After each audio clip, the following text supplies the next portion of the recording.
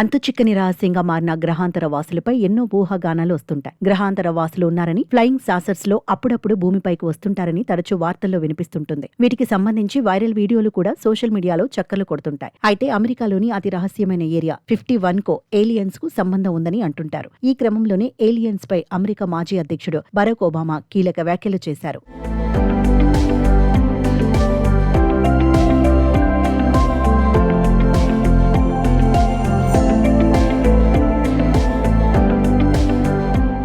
ఏదో ఒక గ్రహంపై గ్రహాంతర వాసులు ఉండే విషయాన్ని తాను బలంగా నమ్ముతున్నానని అన్నారు. కానీ ఏలియన్స్ ను ఏరియా 51 లో అమెరికా నిర్బంధించిందని ఊహాగానాల్లో నిజం లేదని స్పష్టం చేశారు. దీనిని నిరూపించడానికి ఎటువంటి ఆధారాలు కూడా లేవని తెలిపారు. దశాబ్దం క్రితం యుఎస్ ఎయిర్ ఫోర్స్ రీపర్ డ్రోన్లు సేకరించిన రాడార్ రికార్డింగ్లలో మధ్యప్రాచ్యంలోని కొన్ని ప్రాంతాలపై ఏలియన్స్ ఉనికి కనిపించిందని పలు నివేదికలు సూచిస్తుండటంపై కూడా ఒబామా స్పందించారు. గ్రహాంతర వాసుల ఉనికికి సంబంధించిన పలు రికార్డులు అమెరికా ప్రభుత్వం దగ్గర ఉన్నట్లు తాను అధికారంలో ఉన్న సమయంలో కూడా సమాచారం లేదని ఒబామా వెల్లడించారు.